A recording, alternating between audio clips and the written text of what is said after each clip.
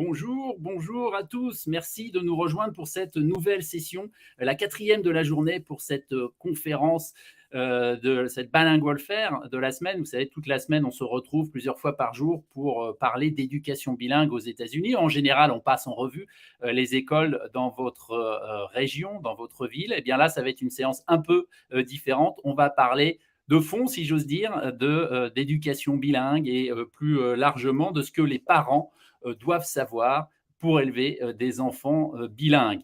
Alors, on va faire tout ça grâce et avec notre invitée qui est Ellen Bialystok, que j'ai le plaisir d'accueillir. Et on va le faire en anglais. C'est après tout, c'est une conférence sur l'éducation bilingue.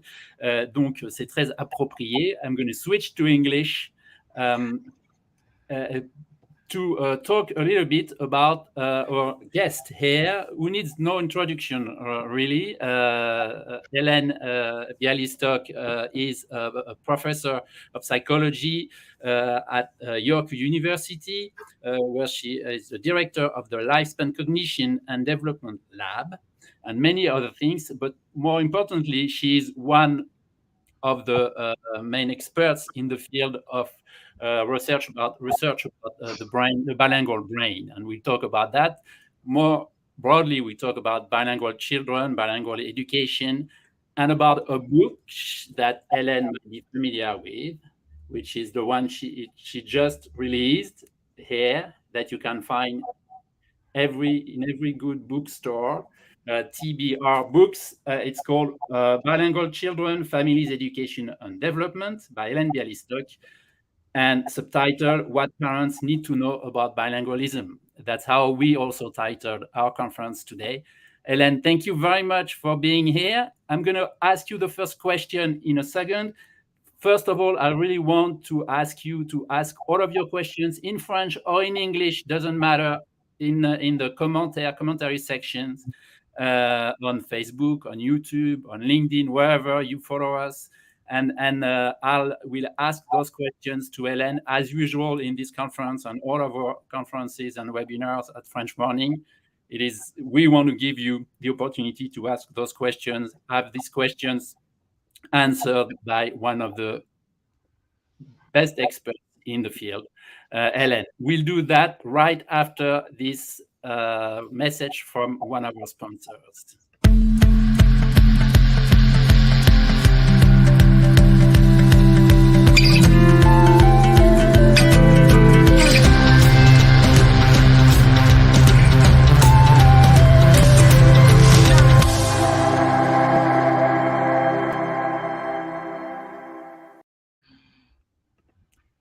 Thank you. And thank you, Ellen. Thank you for being with us here today. I just want to start by asking you a very broad and difficult question that you address in your book. What really does it mean to be bilingual? That is one of the most difficult questions. And when anyone started out doing this kind of research, nobody thought about it. The way psychologists do research is they typically pour people into two piles, girls versus boys, 20-year-olds versus 30-year-olds, whatever. And nobody thought about this as a problem in bilingualism research, but it turns out to be immensely important and complicated. And what we now understand is that bilingualism, are you there? My screen just went. Yes. Okay. What we now understand is that bilingualism refers to a continuum of experiences and a continuum of abilities and achievements.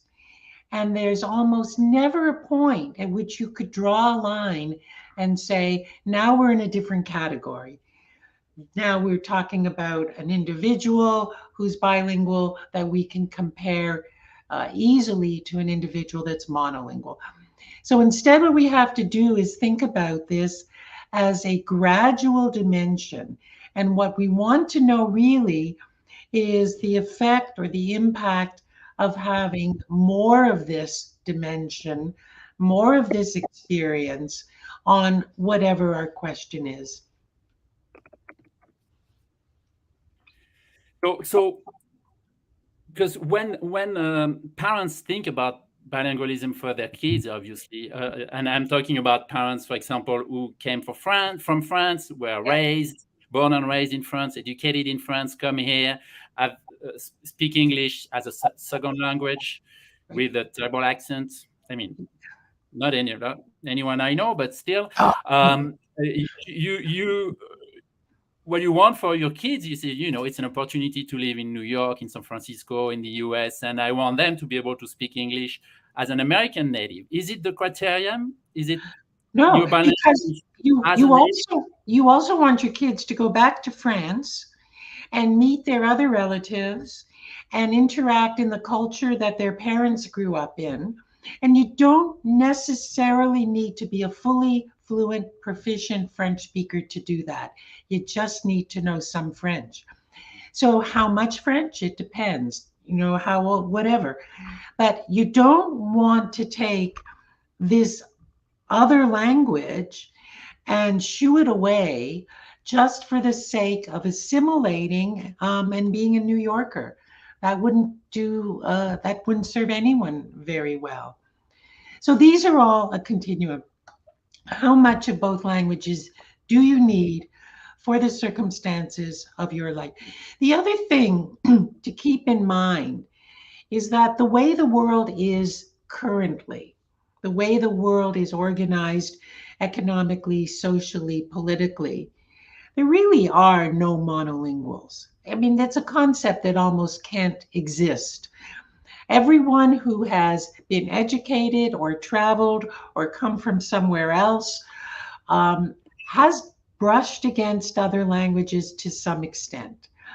I go to my dry cleaner near my house, not very much education, but he speaks three languages absolutely fluently. And people come into his dry cleaning shop and he switches between them and he handles each customer in their own language. So it's no big deal. People's lives give them languages. And they may not all be perfect or fluent or academic or, learned in the most formal way possible, but they're languages. And with that in mind, I think the real anomaly is monolingualism. Hard to imagine how one can get through life without some other language. And one of the funny things is that the US and France have many things in common, a lot of differences, but one of the common things is the lower rates than most of the other countries in terms of people who are multilingual. I think it's around 20% of people who say they actually master, doesn't mean bilingual in the whatever sense, but who master another language. And it's much lower in France than most of the other countries in Europe. And of course, it's also low in the US, even though it's a country of immigrants. But we'll talk about that a bit later, but Okay. soon actually, about the role that the families play there. But I want to start with by addressing some of the concerns that parents, especially young parents, who are planning on raising bilingual children, either because they live in a country that is with a different language from their own language, or for other reasons. And there are some fears associated with that, right? Some concerns, and the main one, the one we hear a lot about, is the confusion. They're going to mix up languages. My kid is going to, and when you raise small children and start to have bilingual children at home, you realize that they do that. They actually mix up languages. Is it concerning at all? And how do you deal with that? How should parents deal with that? So, what these kids do is use words from the language they're not supposed to be speaking. They'll insert a word from the other language. That's what they do. That's the description. Does this mean they're confused? Does this mean they are mixing up languages? And what I try to explain in the book is that there is enormous evidence that they are not confused. They know exactly what they're doing. They know exactly what they're doing. And what they're trying to do is communicate. And sometimes they're missing a word. And brilliantly, they think, I have an equivalent. I have an equivalent word that will allow me to just get this idea out there. I'm just going to throw it in. So let me just, in very brief form, say, how do we know they're not confused? First, and I think incredibly, from the moment babies are born, they can tell the difference between two languages. There's different systems. Infants who are born having heard, and they do hear, their mothers speak two languages in utero. At the moment of birth, if you play a tape to them of both those languages, they find them both familiar. We know how to decide if infants think something is familiar or novel. So at the moment they say, yeah, I heard it. Yep, I know that language. I know that language. So you think, oh, all right. So maybe they don't know that they're different languages. So how about this? At around 7 or 8 months, pre-verbal infants, they don't say a word, who are raised in a bilingual environment, you show them a tape of a speaker speaking one of the languages. And as they are infants, what happens very quickly is that they are totally bored and they stop paying attention. This is called habituation. And what their infant mind is saying, yeah, I've seen that already. I'll come back when you show me something new. I want something interesting. So at some point, once they've completely tuned out, the speaker, and this is on tape, so it's all very controlled, switches and is now speaking the other language. Does the infant notice? Well, here's the remarkable thing about the study. There's no sound. The tapes are silent. They're watching the face of this person speaking one language and then speaking the other language. And monolingual children, infants raised in monolingual homes, never get their attention back. They have no idea that something new is happening. Infants raised in bilingual homes immediately notice that this is interesting again. So there's that. A second kind of evidence comes from toddlers who are putting together these crazy sentences that often include words from the other language. So the key here is, are they doing it randomly? Or is each sentence mostly in the right language, and the odd word that's not in their vocabulary comes from the other language? So you can do a linguistic analysis of what these kids actually say, and it is the latter. They are not confused. They're inserting words as they need to. So there's just no evidence that this language mixing, which is a feature of toddler speech, when they're learning two languages, is anything other than trying their best to communicate. And the same idea also, I believe, I think you say that somewhere, that it also depends on the audience. When a kid, a child knows that their audience understands both language, they're going to be mixing up or using words from different languages more than if they speak to their grandparents where they know they don't know a single word of English. So it tells, I think, is it correct? And also I think it shows that it's really about communicating, and the only reason why a kid is going to speak is because he wants to communicate with. See, the interesting thing, Emmanuel, about the point you just made is that it is equally true of adults. So when an adult is speaking to somebody who they know understands both languages, they mix in words all the time and they're not aware of it. They're not conscious of it, but they do this all the time. So adults do it too. And we don't say that adults are confused. We say they're speaking Fringlish or whatever. But we might say they're lazy, but it's another. Maybe a little lazy, right? But adults do it too. So we shouldn't be so hard on kids who are doing this. I want to start taking questions from the audience. And Catherine had actually two questions, and she starts with the first one, which brings us back to the start of our conversation a little bit. To be fully bilingual, it is very important to have a large vocabulary in both language. Do you agree on how to acquire this vocabulary? Right. So we're back to the definition, and the Yeah, yeah. definition is so difficult. So fully bilingual. First, let me say that there is almost no case of someone who is fully bilingual and equally proficient in both languages. It doesn't happen. It's almost At the inevitable. same moment in their life, people can be that in one language and then And they in switch, yeah. right? So the dominant language can change with different life circumstances at different ages. So, the kind of notion of objective proficiency in a language is pretty hard to pin down. So I'd say that to be fully bilingual does not mean you are equally proficient, because that's not going to happen. And it also doesn't mean that you will have a fully duplicated vocabulary, because for a normal bilingual life experience, you tend typically to use each language in somewhat different conditions, different circumstances.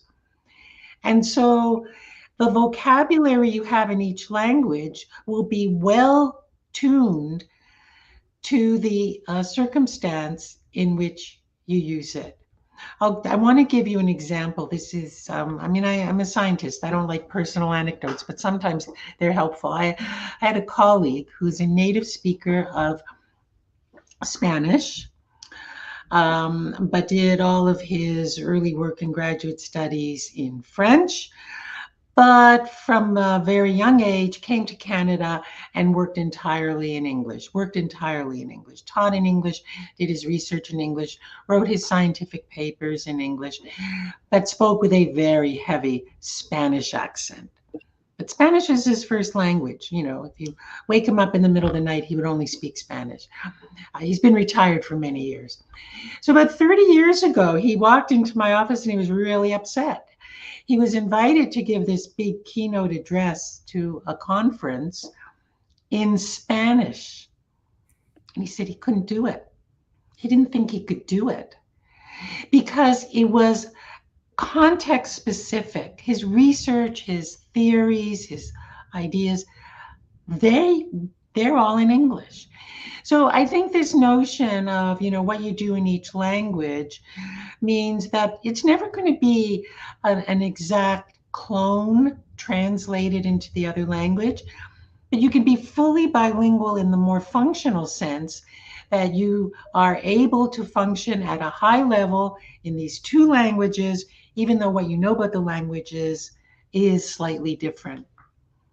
And I want to use that question from Catherine to get into another of the, I was saying earlier that I was going through concerns that parents have. And another concern is that, if you have a bilingual kid, then they have to learn, obviously, two languages at the same time. And that means that they're going to reach proficiency maybe later, or not as high than it would be for monolingual kids. And it's not baseless in the sense that the studies that you talk about in your book, yeah, show that actually in a given language, a bilingual kid is going to learn less vocabulary than a monolingual one in one language. If you take both languages together, then they might have more words. But so are those concerns because of that? Are they true, or should people be worried? How do you address that? Yeah, no, it is true. And I'm glad you raised that point. I think it follows very well from Catherine's question. So it is true. And it's arithmetic, right? I mean, only have so much time in the day. You have so many words you can learn, and they're going to be divided between two languages. So we have research that shows this. We have research with thousands of kids that shows if we only test English, and these are all kids who live here in Canada in an English speaking community and are educated in English. So we're only going to test them in English, okay? And what we find from these thousands of kids is that on average, the monolingual kids know more English words than the bilingual kids. Should we be worried? In order to understand that finding, you have to understand the difference between statistical differences on average and individual differences in particular. So what the statement from these studies means is that on average, monolingual kids do better on vocabulary tests in English than bilingual kids. But these curves overlap a lot. So let me give you an example to explain the notion. It is statistically true that on average, men are taller than women. But that does not mean that every man is taller than every woman. That is the specific individual comparison. And the reason both statements are true is because these normally distributed curves overlap. So many, many women are taller than many, many men, but still on average, it's true that men are taller than women. So that's how it is with bilingualism. But I want to just add another point to go back to Catherine's question. In this study where we had thousands of school-age children, and we showed that on average, the monolingual kids knew more English words than the bilingual kids. We did a little secondary analysis where we took a small group of the kids who were all 6 years old, and we divided all of the words on the test into words they were likely to have learned at home and words they were likely to have learned in school. Now, remember, school is in English for all the kids. But for the bilingual kids, home has different mixes, right? So there'll be some English, some other stuff.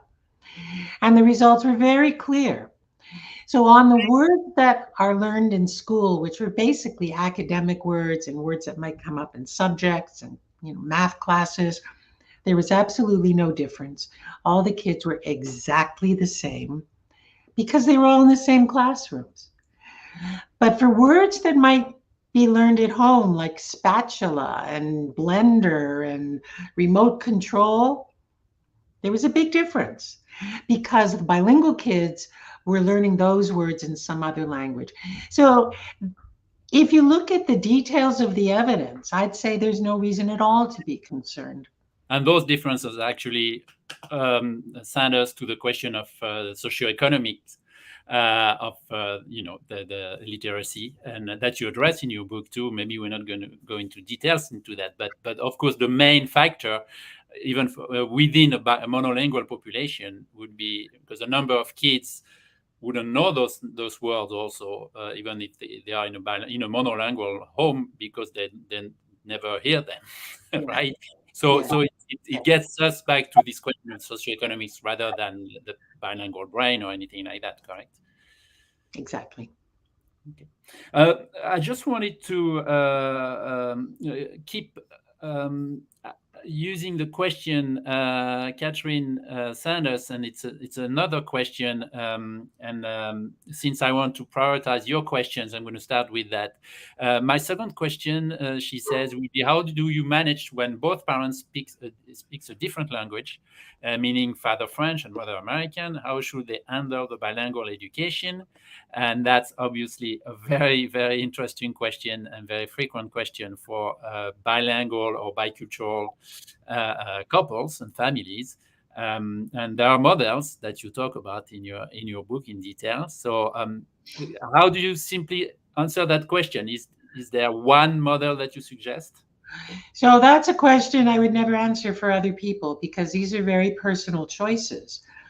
And the choices also depends on the individual child. I have to say, and it's not popular to say this, but for some kids, bilingual education is maybe more challenging than it needs to be. And there's different reasons for this. And in those cases, I think families need to make decisions about what's best for everybody. So I would never impose a model and say, no matter what, if French and English are the languages of the home, then French English bilingual education is the solution. It may be, it might not be. I think there's a lot of room to move around here. And as you say, there are a lot of models.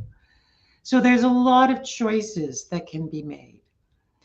I will say again, in general, the outcomes of bilingual education on average are very good. And what's particularly good in the outcomes is the child's proficiency in the language of the community, whether or not it's the language of the school. So the lesson is that if you're living in New York and you send children to a complete French program, on average, chances are their English will be fine, because the language learning of that kids engage in from the community, from peers, from other kinds of programs, from television, from interactions, the research on bilingual education on average shows that their mastery of the language of the community is usually good. So that's a big thing off the table. So then you can say, all right, so maybe I don't need to worry about English. Maybe I can use schooling to improve their French. So we can go back to France every summer and it will be fine. And they'll meet their third cousins and grandparents and everybody, and it will be fine. So that's a consideration as well.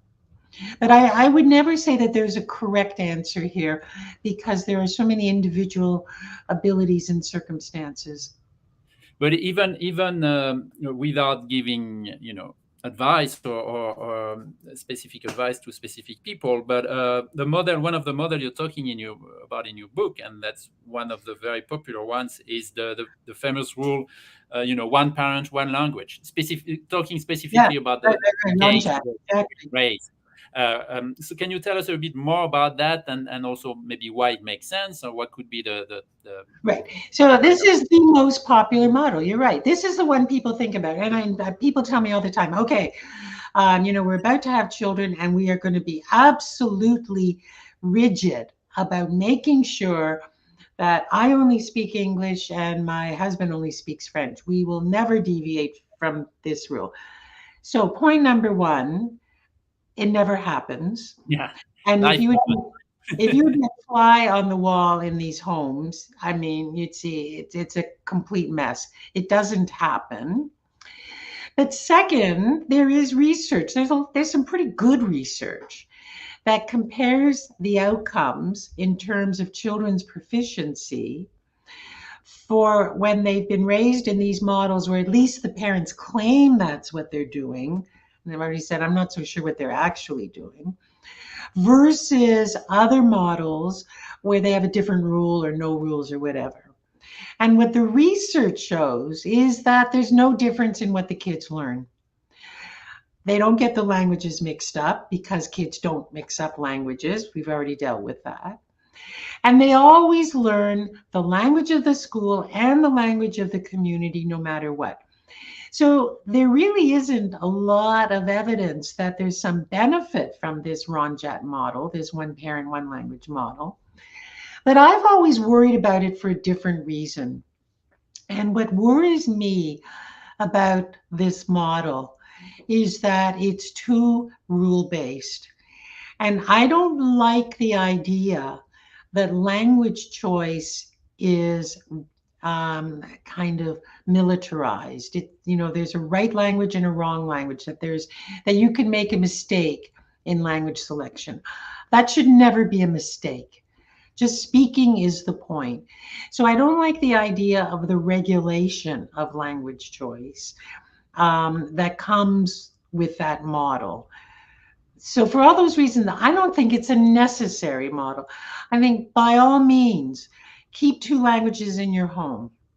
By all means, use both of them as much as possible. But I don't think there needs to be rules around it. In other words, relax, chill, parents. Yeah. It's gonna be all right. Yeah.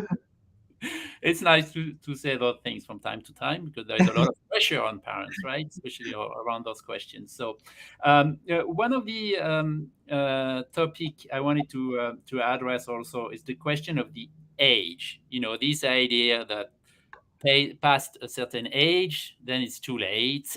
That you have to do it very early or never. These kind of things.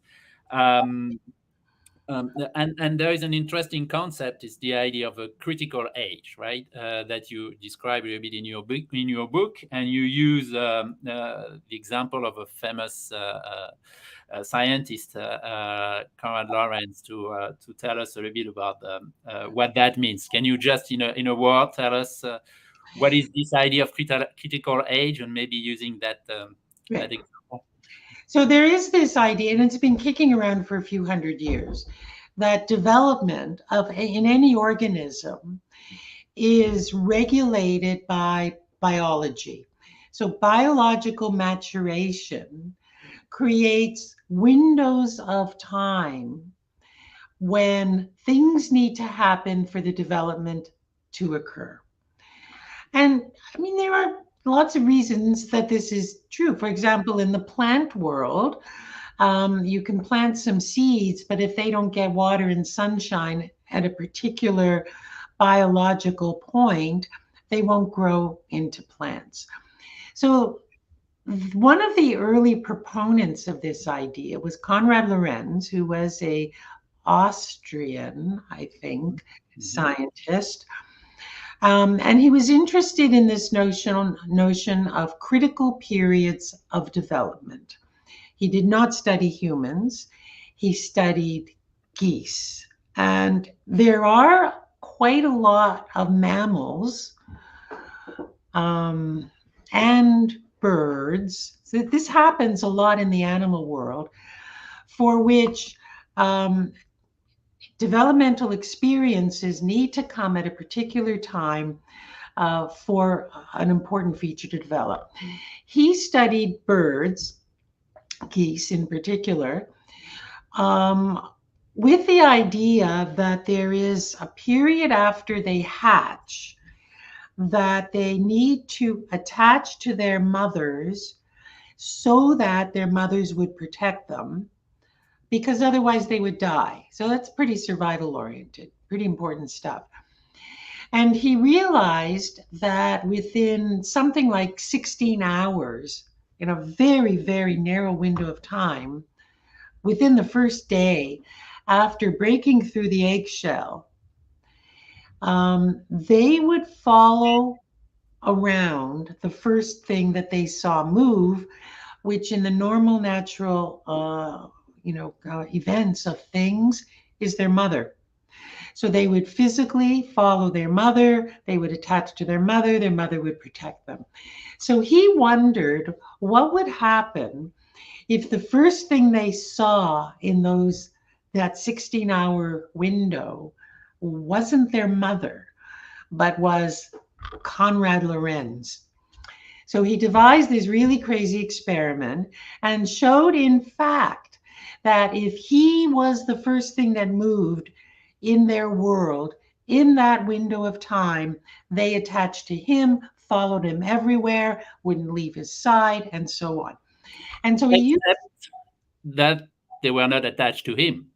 well, it was actually his yellow boots, but a little known factoid from that experiment. But he was wearing the boots.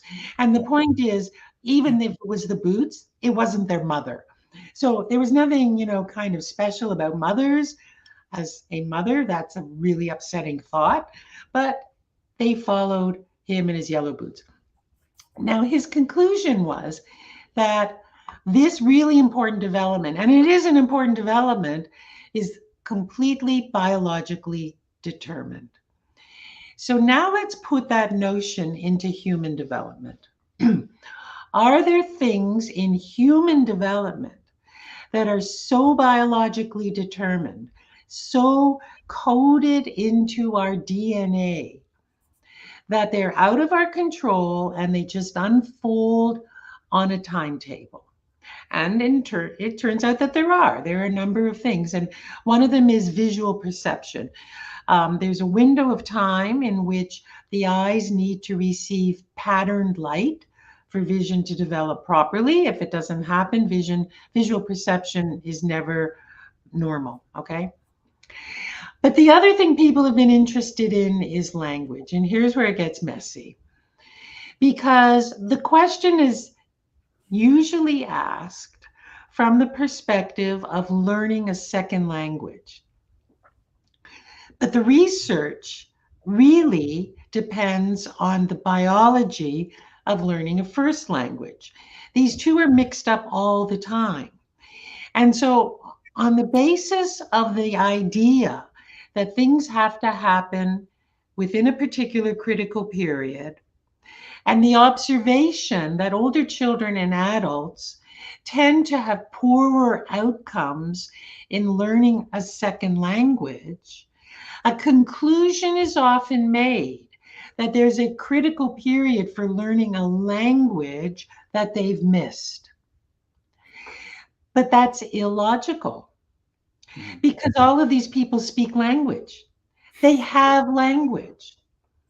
So the argument about the biology of a second language has to be completely different from the biology of a first language. So is there a critical period for learning a first language? That's the appropriate scientific question. And the answer is probably. And that research has shown that within the first 2 years of life, there are many critical periods that put all of the component parts of learning a language in place, and they need to be lined up in time. That's all in the first 2 years. But everybody who's in these sort of databases about a critical period for learning a second language already know a language. So the argument about a critical period, in fact, makes no sense. What you really want to know is it easier to learn a language, another language, when you're younger or older? And the answer is easy. It's easier when you're younger. The evidence is overwhelming. Everybody knows this, but that's not a critical period. And it's possible to learn a language at any age to extremely high levels of proficiency, to native-like levels of proficiency for people who begin in adulthood, if you work hard enough at it. But it is not a critical period. The reason that matters is because if you say, well, there's a critical period for second language learning, I'm too old, so never mind. That's a problem. Mm-hmm. And that's going to bring us to the question of how that works in the brain, and is there differences between the first language and the second language, and Yeah. how does that affect learning? And we'll address that right after we have to take a short break to hear about our other sponsor who make all of this event possible, ESCP and business school in France and all over the world. And we'll hear about that, and we'll get back right after. Keep asking your question in the comments, and we'll take them as we move along. Thank you.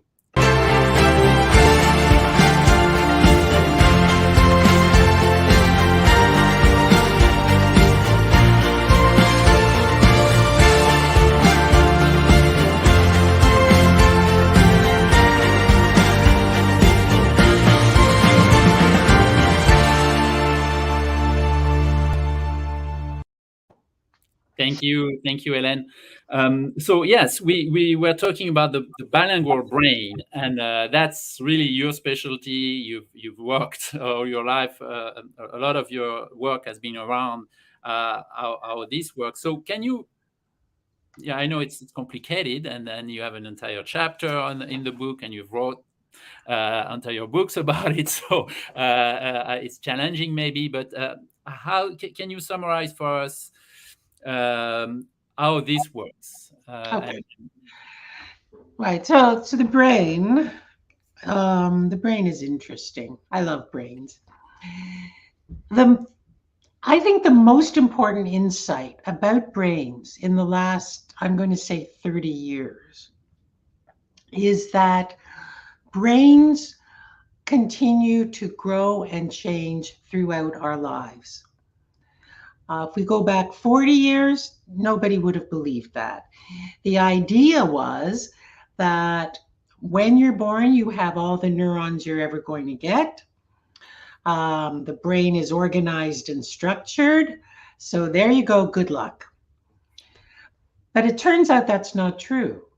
And what we now understand is that brains are constantly adapting to everything we ask them to do. Brains respond to experiences. And they respond in two ways.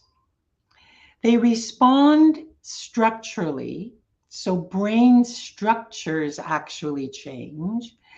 And if there's an area of your brain that you just really use all the time, because you're a musician and you're always using this piece of your brain here, that if we look at your brain structure, we'll see right here, there's more neurons than we would find in someone who isn't a musician. So your brain is always adjusting the structure. And the other thing the brain adjusts all the time, which may be more important even than the structure, is the way it connects to each other. So a functioning brain is really just the brain making connections between regions for a particular outcome. And those change all the time. So now we know that brains change. This is called neuroplasticity, plastic responses of the brain. Any experience that is, you engage in a lot changes the brain.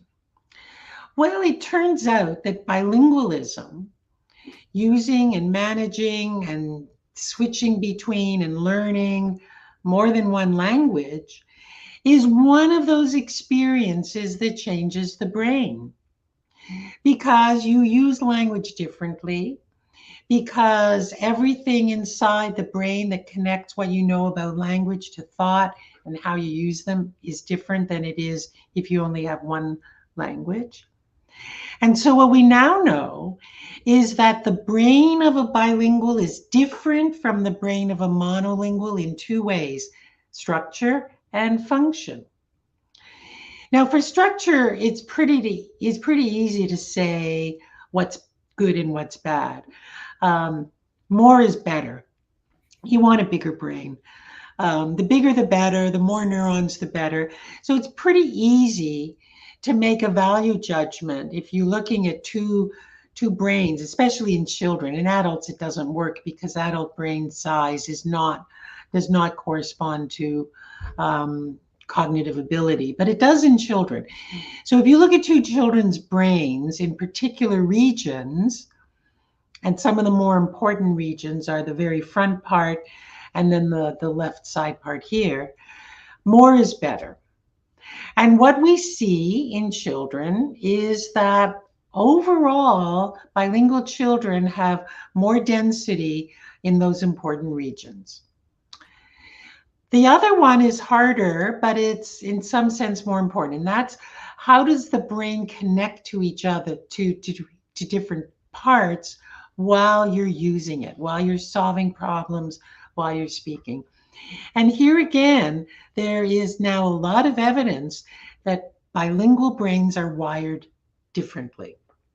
Now, it's hard to summarize because the research covers a lot of different kinds of topics and stuff. But overall, I would say this: the main difference between a bilingual brain and a monolingual brain, and this does extend to adults, unlike the structure, which is just for children.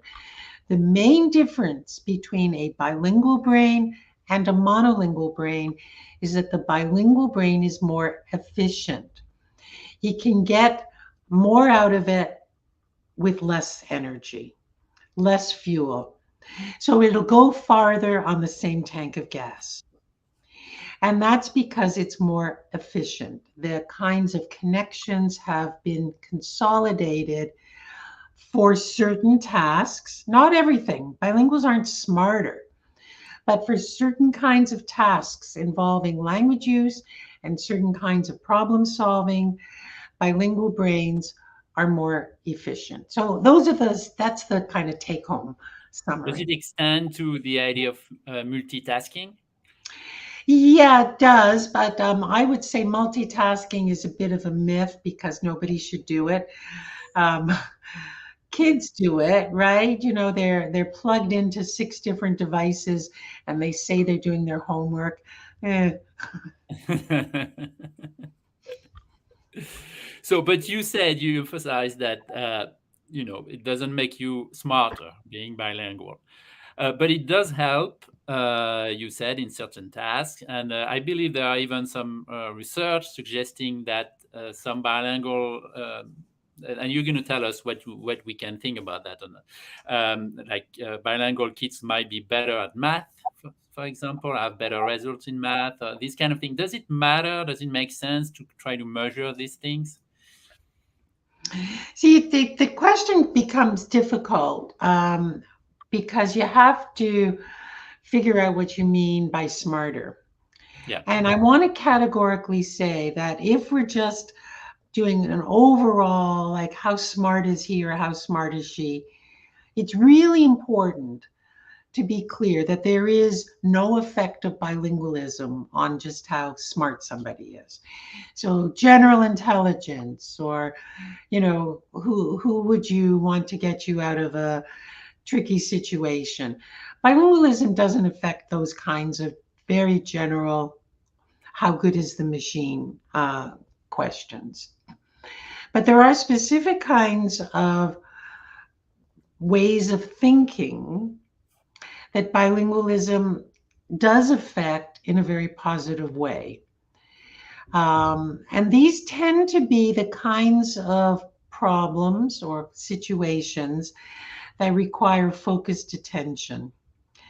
Almost everything we do in some way or another requires focused attention. You're driving on the highway, you're looking for the exit sign, you're paying attention to the guy in the rear view mirror who's about to pass you and maybe doesn't, going to cut in on you. You're looking at 6 different things at a time. Maybe this is what you mean by multitasking, Mhm. but you've got to be really clear about where your attention is.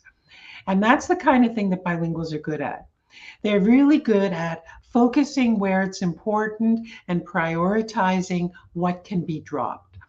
And the reason they're good at it is kind of curious, I think, because there's now overwhelming evidence that the brain of a bilingual, the mind of a bilingual, is organized in a very particular and I think ridiculous way. And that is this: if I were to build a brain that could function for a monolingual or a bilingual or a trilingual, I would probably just put in some compartments. And I would say, I'm going to shove all the French into here and all the English into here, the Spanish into there. And all you need is a little switch, right? So a pointer. So when I'm speaking English, I'm going to point to that box. And I'll just use English. When I'm speaking French, I'll point to that box. That's not how it is. The mind of a bilingual activates all known languages all the time, whether or not you're using them. So what you have is all these flashing lights all the time, all the time, all the languages. And the speaker in real time, milliseconds, fractions of a thousandth of a second, needs to focus on the language that they need to be speaking and ignore all of those other languages. And they do this brilliantly because aside from the situations we discussed earlier, where bilinguals, even adults, will mix in words from the other language, especially if they know it's okay, generally bilinguals don't make those mistakes. And the reason they don't is because the part of the brain most modified by bilingual experience is the very front part of the brain that's responsible for attention. So bilinguals are good at solving problems where attention is needed. That's a lot of problems, but it's not everything, and they aren't just generally smarter. There is another point where bilingualism might be, and after that we'll get to what you say, which is, I, I, I, I'm summarizing, and maybe it's an exaggeration. You're going to tell me, but basically the main advantage of bilingualism is being bilingual, being able to speak two or more languages, and for a cost that's really low or non-existent. So it's a good deal. But and when we talk about that, when we talk about bilingual education, even though we only have 10 minutes left, but I still, before moving on to that, I wanted to talk a little bit more about the brain, and a very interesting research you did a few years back about the aging bilingual brain. And one of the things that bilingual might be better at, maybe aging. Tell us a little bit, what you found about the aging bilingual brain, and the possible benefits of bilingualism. Yeah, I think it's the biggest. It's the biggest advantage, and it's not really discussed very much. And I mean, it's a huge topic. I should write a whole other book just about aging and bilingualism. So here's the problem with aging. As we age, we get worser and worser. We just all do. And this is even if we are, aging in the best possible way. We're doing all the right things, but our brains are shrinking, our cognitive abilities are declining, and this is normal. This is just healthy aging.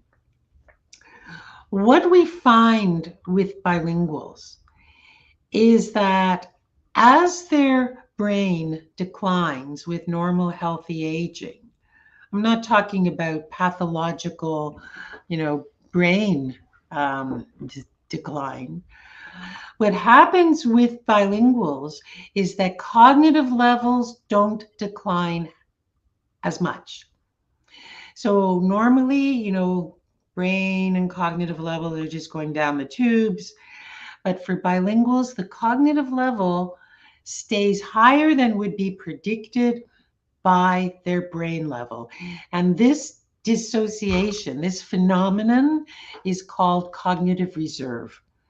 And it's the idea that cognition can stay high even in the presence of a declining substrate, a declining brain. And so there's a lot of evidence. This is really.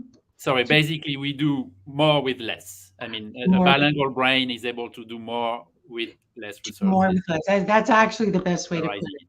And as it declines, you're still getting more. And we've shown this with lots and lots of studies at this point, using very quirky kinds of. I'll just tell you briefly about one study that I really like because it's kind of quirky.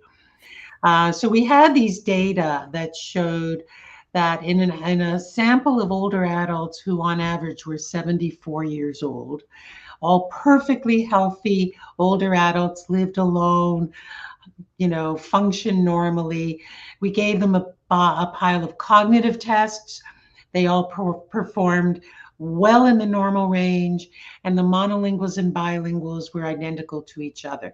So there's nothing in their performance, their daily lives, that would separate these groups. But then we look in their brains, and the very striking finding was that the brains of the bilinguals were way worse than the brains of the monolinguals. They were actually shockingly deteriorated. So we said, well, how is this possible? Does bilingualism make your brain deteriorate? Like, what's this all about? So we thought, well, we have to show that somehow, even with these very atrophying brains, the bilinguals are able to function, whereas the monolinguals can only function if their brain is intact. So to do that, I got one of my graduate students, Matthias Berkesh, to do what we call the brain swap study. And the armchair question is, well, what would happen if you put one of these really bad bilingual brains into the head of a monolingual? How would they do? How would you, monolingual, manage with this really terrible bilingual brain? So he got all of the specifications for the brain structure. These were structural measures, not functional measures, for the bilingual brains, and he matched them to monolingual brains from a database. So now he has monolinguals and bilinguals with the same level of brain structure. We've equated them on where they are in the brain deterioration level. Okay. Now we know all of the bilinguals are perfectly fine. They score high on all the cognitive tests and they are all cognitively normal. Half of the monolinguals with those brains had received clinical diagnoses of cognitive impairment or dementia. They weren't managing very well with these bilingual brains. So our interpretation is that, exactly as Emmanuel said, the bilinguals are doing more with less. That's the cognitive reserve story.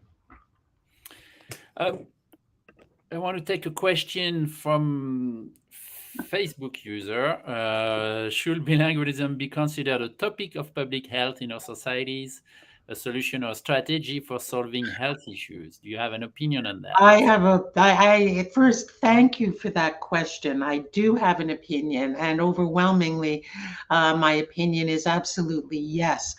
I think for many reasons and in many ways. First, education systems all over the world are dropping foreign languages from curricula. It's considered to be a frill, an extra, too hard, who needs it. This is a terrible mistake. Put foreign languages back in curricula. But from the strict public health position, there's one incredible study. I've given talks a lot over the years, and when I get to the piece about our evidence for bilingual benefits against cognitive decline and dementia, and we have a lot of such evidence, people say, does that mean that bilingual societies should have less dementia than monolingual societies?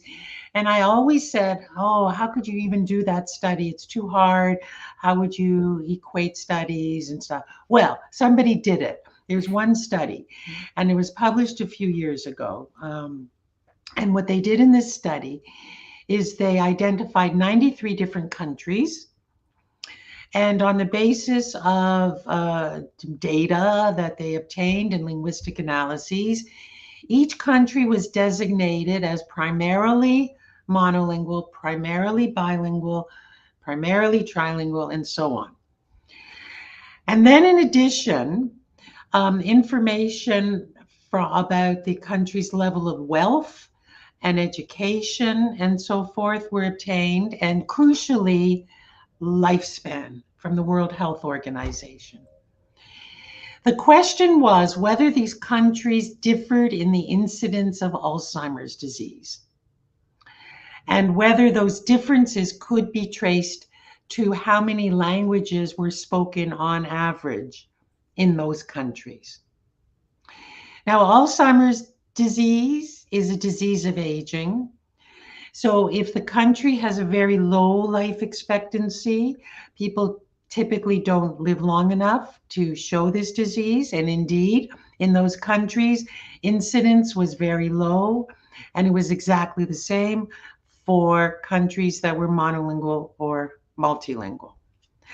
But for countries that had longer and then the longest lifespan, the difference was enormous. And for countries particularly that had the very longest lifespan, the incidence of Alzheimer's disease was significantly lower if the country was bilingual. So if that isn't public health, I don't know what is.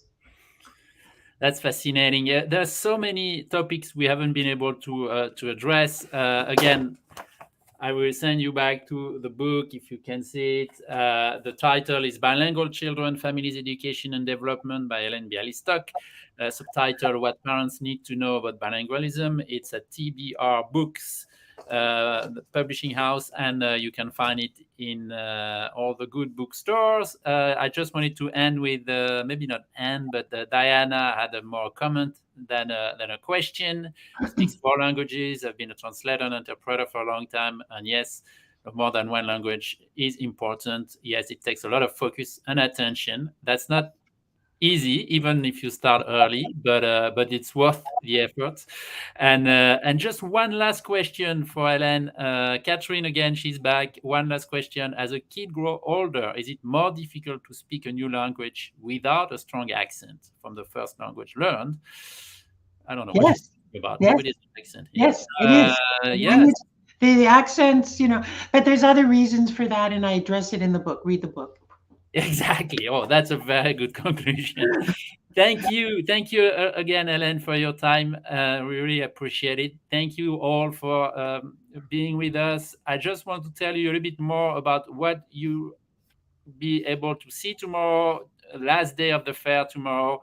We get back to more practical stuff and choosing a school. So tomorrow we have a very interesting panel with Fabrice Jomont and a lot of people working in public school and public education, including someone from New York State.